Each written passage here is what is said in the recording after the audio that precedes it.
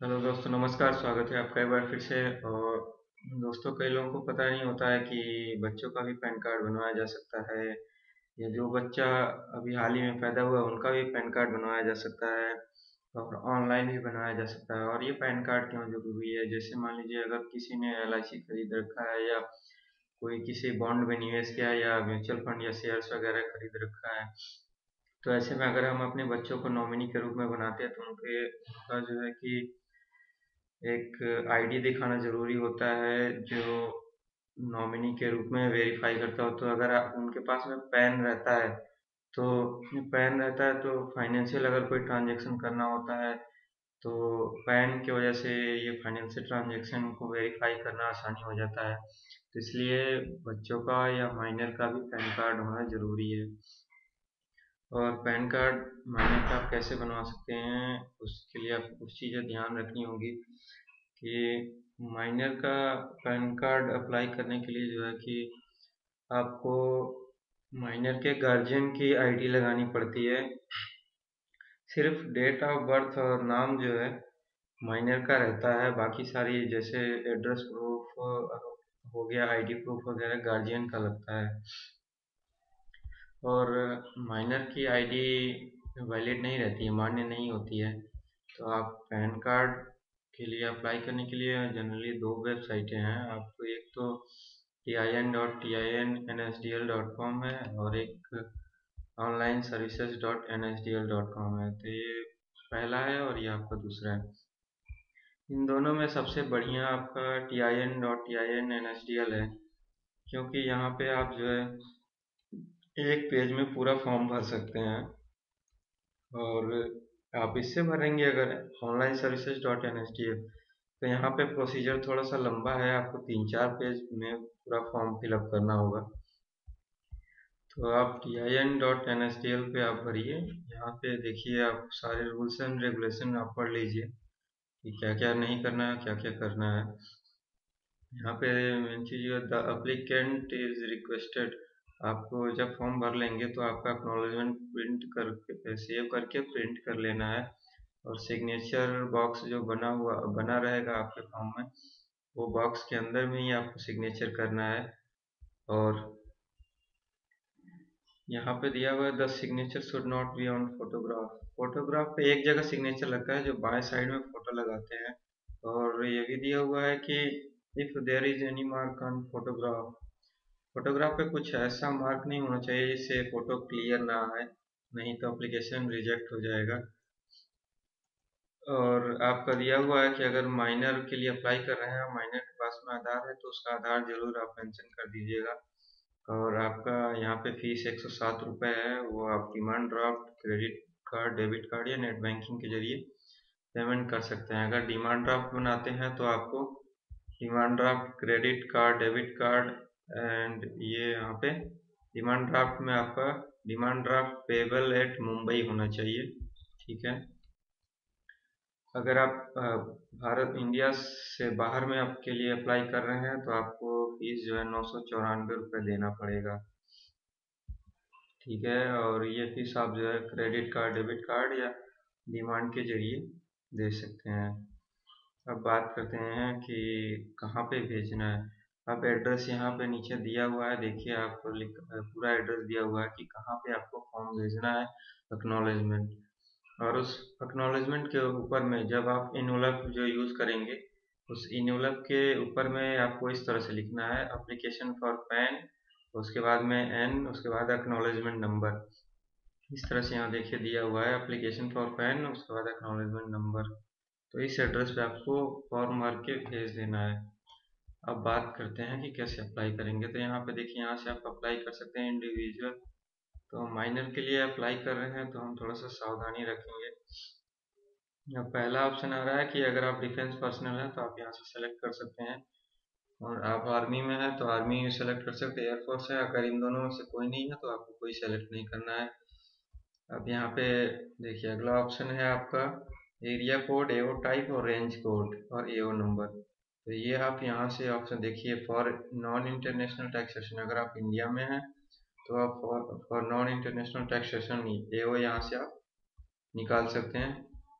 या अगर इंटरनेशनल आप आउटसाइड इंडिया रहते हैं तो आपको यहाँ से इसके नीचे से यहाँ पे देखिए, आप इंडिया में रहते हैं, जैसे मान लीजिए अगर मैं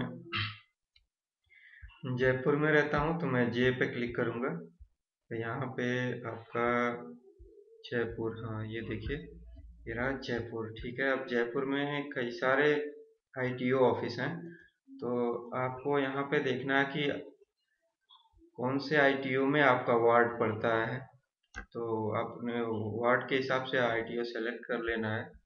तो वार्ड के हिसाब से आईटीओ सेलेक्ट करेंगे तो आपका एरिया कोड, एओ टाइप, रेंज कोड और एओ नंबर आपको मिल जाएगा।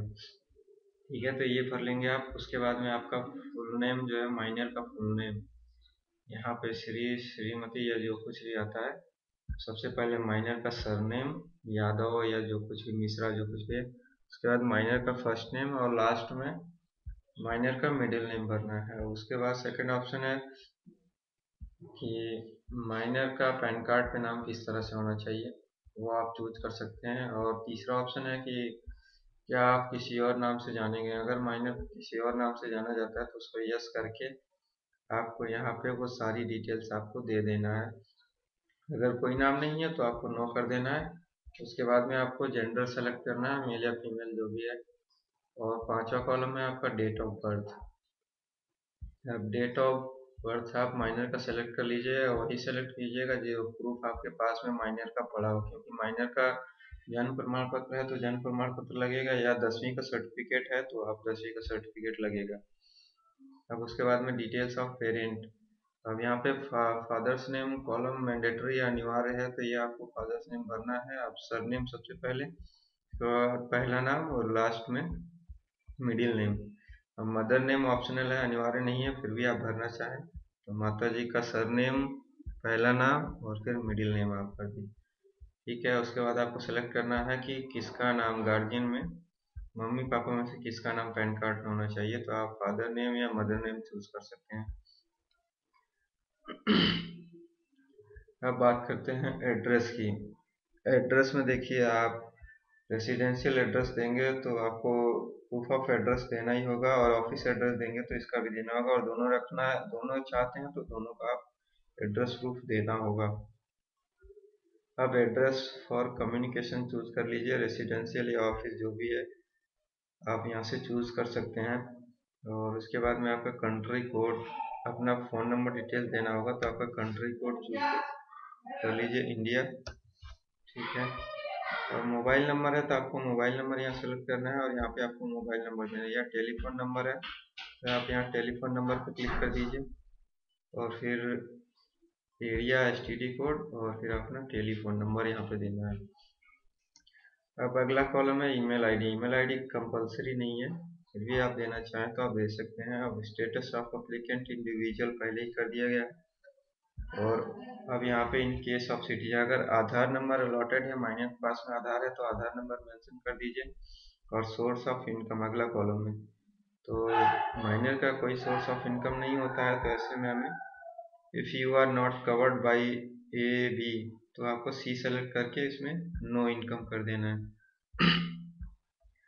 अब यहाँ पे देखिए क्या करना है, 14वां कॉलम है कि full name, address of representative SSC. तो माइनर के केस में हम रिप्रेजेंटेटिव एसएससी नॉमिनेट कर रहे हैं, और ये रिप्रेजेंटेटिव जो है माइनर के पेरेंट होते हैं, माइनर के जो भी गार्जियन होते हैं, वो माँ या हो सकते हैं या बाप हो सकते हैं। तो आपको यहाँ पे अपॉइंटिंग रिप्रेजेंटेटिव एसएससी में आपको माइनर के गार्जियन का नाम दे देना, श्री या श्रीमती या जो कोई भी हो। और यहाँ पे देखिए एक कैटेगरी दिया हुआ है, आर्मी, एयरफोर्स या इंडिविजुअल। तो आर्मी में है तो आर्मी, या एयरफोर्स है तो एयरफोर्स, नहीं तो अदर इंडिविजुअल कर देना। ठीक है, और यहाँ पे गार्जियन का नाम, सरनेम सबसे पहले, फर्स्ट नेम, उसके बाद सबसे लास्ट में जो है मिडिल नेम, और फिर एड्रेस आपको यहाँ पे दोबारा देना है माइनर के पेरेंट का या गार्जियन का, या रिप्रेजेंटेटिव एसएससी बना रहे हैं अगर पेरेंट या गार्जियन को, तो एड्रेस आपको देना है पिन कोड के साथ में। अब आते हैं डॉक्यूमेंट इनक्लोज पे। अब यहाँ पे डॉक्यूमेंट इनक्लोज में देखिए, ये आपका माइनर के गार्जियन का यहाँ पे माइनर की आईडी वैलिड नहीं होगी, तो ऐसे में आपको माइनर के गार्जियन का डॉक्यूमेंट्स लगाना पड़ेगा।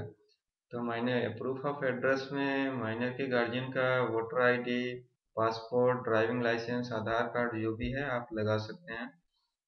फिर proof of address, proof of identity था ऊपर में। प्रूफ ऑफ एड्रेस में देखिए, अब प्रूफ ऑफ एड्रेस में आप जो है पासपोर्ट, वोटर कार्ड, यहाँ पे देखिए passport, voter card, driving licence, Aadhaar card, ये सारी चीज़ें आप लगा सकते हैं प्रूफ ऑफ एड्रेस में। आप इसको proof of address of representative SSC, आप रिप्रेजेंटेटिव का यहाँ पे प्रूफ ऑफ एड्रेस देना है। तो रिप्रेजेंटेटिव गार्जियन को नॉमिनेट कर रहे हैं तो उनका आधार कार्ड जो है लगा सकते हैं। अब यहाँ पे देखिए IV दिया हुआ ऑप्शन, एक शपथ पत्र है, यहाँ पे गार्जियन का नाम होना चाहिए। ठीक है, गार्जियन का नाम लिख करके रिप्रेजेंटेटिव एसएससी, और उसको यहाँ पे फिर प्लेस और डेट आज का हो जाएगा। अब आपको पेमेंट पे आपको क्लिक करना है, आप पेमेंट चूज करना है। यहाँ पे डेबिट कार्ड, ATM कार्ड है तो आप पेमेंट कर सकते हैं, नेट बैंकिंग है तो नेट बैंकिंग से पेमेंट कर सकते हैं। और यहाँ पे आप for paperless pan application yes किया हुआ है। अब यहाँ पे आपको DSC माइनर कर देना है। ठीक है, अब यहाँ पे देखिए आपको अपना जो है, सॉरी अपना नहीं, माइनर का पासपोर्ट साइज का फोटो स्कैन करके रख लेना है, और वो पासपोर्ट साइज फोटो आपको अपलोड कर देना है। पैन कार्ड में माइनर का फोटो नहीं आएगा, माइनर लिखा हुआ आएगा, लेकिन आपको फोटो उसका अपलोड कर देना है यहाँ पे। अब अपलोड सिग्नेचर, अब सिग्नेचर में गार्जियन का सिग्नेचर जो है आपको यहाँ से अपलोड कर देना है। ठीक है, और अगला है आपका डॉक्यूमेंट्स। डॉक्यूमेंट्स आपने proof of address, proof of identity और proof of address of representative SSC, आपको वो सारे डॉक्यूमेंट्स आपको यहाँ पे अपलोड कर देने हैं। ठीक है, अब अपलोड कर देंगे।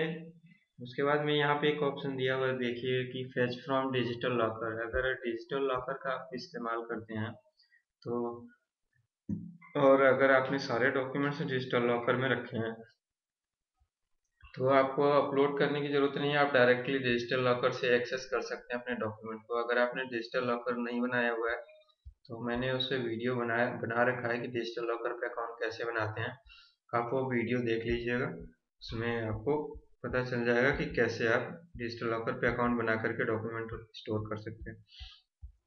उसके बाद में जब आप यहाँ पे सारी चीज़ अपलोड कर देंगे, डॉक्यूमेंट, सिग्नेचर वगैरह, तो यहाँ पे ये जो ऑलरेडी अपलोडेड फोटो आपको दिख जाएगा, सिग्नेचर और अपलोडेड। अब उसके बाद में आपको सबमिट कर देना है। जब सबमिट करेंगे तो आपको पेमेंट करना होगा जो भी फीस है। पेमेंट के बाद में आपको एक एक्नॉलेजमेंट रिसिप्ट मिल जाएगा। वो रिसिप्ट कुछ इस तरह होगा, देखिए उस रिसिप्ट में आपको माइनर के 2 फोटो लगाने हैं, बाएं साइड में फोटो लगाना है, एक दाएं साइड में। बाएं साइड में जो फोटो होगा, यहाँ पे आप ध्यान से देख लीजिएगा, बाएं साइड में जो फोटो होगा माइनर का, उसके ऊपर में गार्जियन का सिग्नेचर होना चाहिए। ठीक है, और दाएं साइड में जो फोटो लगेगा उसके नीचे एक सिग्नेचर बॉक्स दिया होगा, वहाँ पे आप गार्जियन या रिप्रेजेंटेटिव एसएससी जो भी है उसका साइन होना चाहिए। और एक नीचे में आपका सिग्नेचर बॉक्स दिया हुआ होगा, यहाँ पे एकदम नीचे है, ऊपर में होता है, तो उस सिग्नेचर बॉक्स के अंदर में भी फिर से गार्जियन का सिग्नेचर होना चाहिए, और विद इन बॉक्स होना चाहिए। ध्यान रखें कि आप बॉक्स के ऊपर में सिग्नेचर या अंगूठा बॉक्स के ऊपर में ना जाए। तो ये सारी चीज़ें करके आपको फॉर्म फिलअप करके जो है कि एड्रेस, आपके एक्नॉलेजमेंट रिसिप्ट में भी एड्रेस दिया हुआ होगा, तो उस एड्रेस पे आपको फॉर्म भेज देना है। और आपको बस यहाँ पे भी आप NSDL की वेबसाइट पे भी एड्रेस आपको मिल जाएगा कि एड्रेस क्या क्या है, और इस एड्रेस पे आपको फॉर्म भर के भेज देना है। और डॉक्यूमेंट लगाना ना भूलिएगा कि बच्चे के डेट ऑफ बर्थ के लिए उसका जन्म प्रमाण पत्र, और अगर बच्चा मान लीजिए जैसे कोई 10वीं पास है तो उसका सर्टिफिकेट, 10th का सर्टिफिकेट भी चल जाता है, तो उसको भर के आपको भेज देना है। और गार्जियन का डॉक्यूमेंट ही मान्य होता है, तो proof of address, proof of identity में आपका अर्जेंट का डॉक्यूमेंट लगाना ना भूलिएगा। तो उम्मीद करता हूँ आपको मेरा वीडियो पसंद आया होगा। पिछले वीडियो में कुछ गलती रह गई, इसलिए मैंने वो वीडियो डिलीट कर दिया और दोबारा से वीडियो बनाया। धन्यवाद।